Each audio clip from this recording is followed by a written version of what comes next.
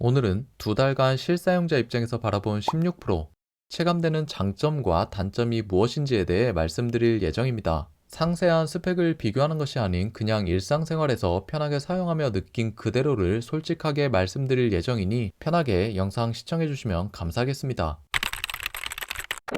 첫 번째는 배터리입니다. 아이폰 16 프로의 배터리 사용시간의 증가는 크게 체감되는 장점이었습니다. 제 기준 일상적인 생활 패턴으로 사용하면 퇴근 후 집에 왔을 때 약 60% 이하로 떨어지지 않았습니다. 대부분 60에서 65% 정도의 배터리 잔량을 유지하고 있었죠. 물론 배터리 용량이 전작보다 물리적으로 살짝 늘어난 것도 영향이 있겠지만 제 느낌에는 발열에 대한 제어가 효율적이고 폰 전체적으로 안정적이다 보니 배터리 사용 시간에 영향을 주는 게 아닌가 싶습니다. 왜냐하면 전작 15 프로의 경우 영상 시청이나 SNS 할 때는 괜찮았지만 게임이나 카메라를 사용할 때에는 발열이 엄청 심해지며 배터리가 빨리 소모된다는 느낌이 들었거든요. 하지만 16 프로는 다양한 환경에서의 배터리 안정성이 훨씬 우수하다는 느낌을 받았습니다. 그로 인해 중간중간 충전이 전혀 필요 없는 상황이 되었고 충전 스트레스로부터의 해방감이 너무나도 큰 장점으로 다가왔죠. 안정적인 배터리로 인해 하루 딱 한 번 충전을 해주고 있습니다. 잠들기 전 충전기에 올려놓고 아침에 일어나면 완충된 폰을 들고 출근하는 패턴을 유지하고 있죠. 근데 여기서 신기한 건 매번 이런 충전 패턴으로 폰을 사용하고 있는데 1년이 지났을 때 배터리율은 97%로 우수한 상태를 유지해준다는 점이었습니다. 1년간 사용한 15 프로의 경우에도 마찬가지였고 그 이전의 폰들도 상대적으로 높았던 걸로 기억합니다. 물론 검증되진 않았지만 폰을 자주자주 충전하는 것보다 하루 한 번 정도 지속적으로 쭉 충전해주는 것이 배터리 효율에 도움이 되는 거 아닐까 싶습니다.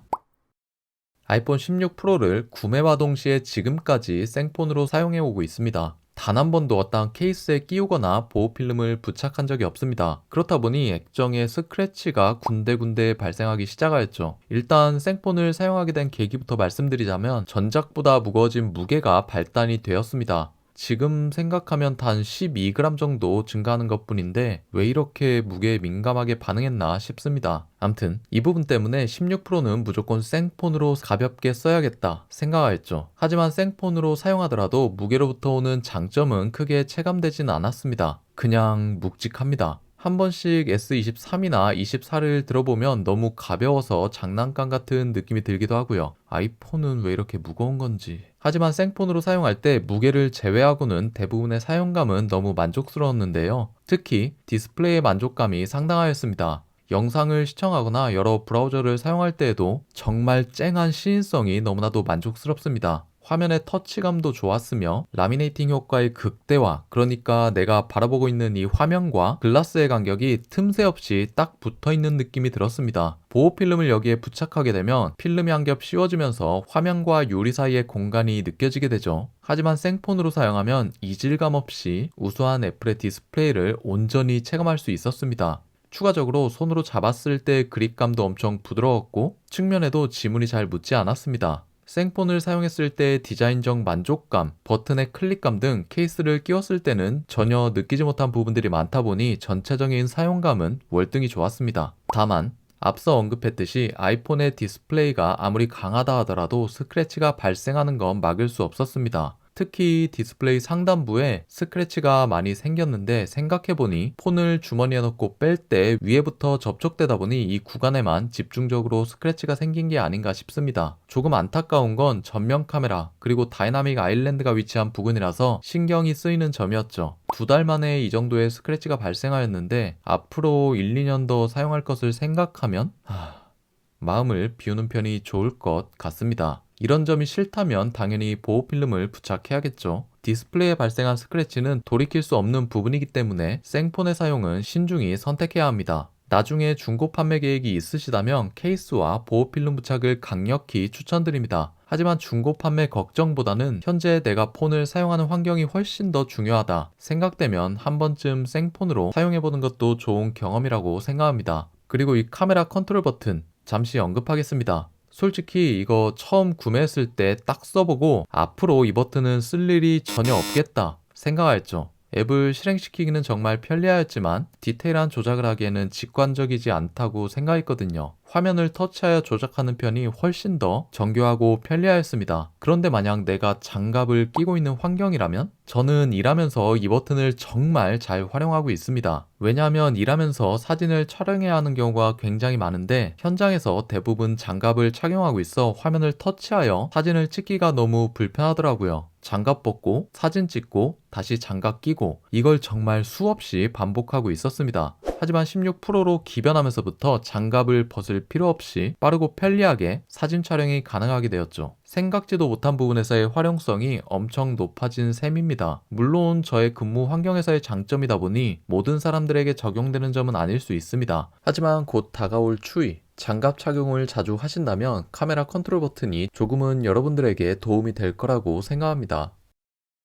제가 16 프로에 관한 영상을 만들 때마다 언급하는 부분이 있습니다. 바로 발열에 관한 부분인데요. 사실 성능 향상에 대한 부분은 수치로 많이 비교를 하죠. 긱벤치 점수가 몇 배 높아졌다, 성능이 전작 대비 몇 배 향상되었다 하면서 말이죠. 하지만 사용자의 입장에서는 크게 체감되지는 않더라고요. 이렇게 높은 성능을 가진 아이폰으로 우리는 대부분 SNS나 영상 시청을 주로 하기 때문이기도 합니다. 하지만 예전 영상에서도 언급했던 발열에 대한 이 부분, 이 점은 수치적으로도 개선됨을 확인할 수 있었지만 실제 사용해보면 정말 몸소 체감이 확 느껴지는 부분이었습니다. 일상적인 사용 환경에서는 발열감을 거의 느낄 수 없었으며 여러가지 게임을 할 때에도 발열을 제어하는 능력이 훌륭하다고 느껴졌습니다. 물론 고사양의 게임을 할 때에는 발열감이 조금 느껴지긴 하지만 그래도 미지근한 정도로 발생하고 있죠. 렌즈를 통해 4K 영상을 오랫동안 촬영하더라도 전작처럼 엄청 뜨거워지는 현상 역시 발생하지 않았습니다. 발열이 없다는 것은 안정성이 뛰어나다는 의미이기도 합니다. 만약 발열에 대해 민감하게 생각하신다면 16 프로의 구매는 정말 좋아 보입니다. 하지만 단 하나의 불편한 점, 이건 저에게만 나타나는 증상일 수도 있습니다. 요즘 커뮤니티에 보면 패닉풀 현상으로 이슈가 되는 모습을 볼 수 있죠. 하드웨어의 문제다, 소프트웨어의 문제다, 아님 두 가지 모드의 문제다 라는 의견들이 많습니다. 저는 다행히도 아직까지 패닉풀 현상을 경험하진 못하였습니다. 하지만 이와 비슷하게 메모 앱을 사용할 때 앱 자체가 강제 종료되는 현상이 한 번씩 발생하였습니다. 이 현상은 특히 블루투스 키보드를 연결하여 사용할 때 주로 나타나고 있습니다. 키보드로 메모 앱을 통해 열심히 타이핑을 하는 도중 갑자기 종료되며 바탕화면으로 그냥 나가버립니다. 아이폰 15 프로를 사용할 때는 동일한 조건이었지만 1년 동안 단 한 번도 발생하지 않은 현상이죠. 그런데 16 프로로 기변하고 나서부터 발생하더라고요. 최고의 성능을 자랑하는 플래그십 스마트폰에서 기본 앱이 강제로 종료되는 현상이 발생한다? 어처구니가 없습니다. 물론 실시간으로 메모를 저장하기 때문에 메모 앱에 작성한 글이 삭제된다거나 하는 경우는 발생하지 않았지만 강제로 꺼지는 현상은 실사용자 입장에서 너무나도 불편한 부분이었습니다. 그런데 이거 저만 있는 현상인 걸까요?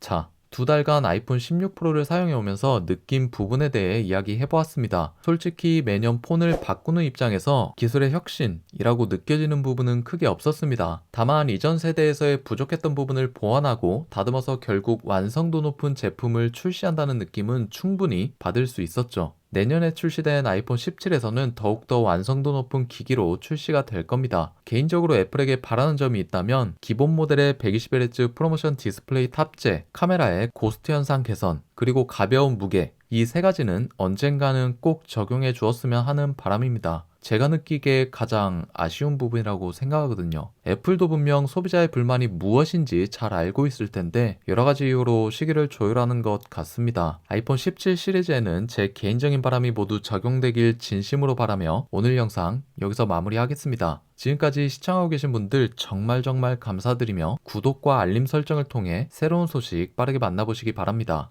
그럼 지금까지 노치였습니다.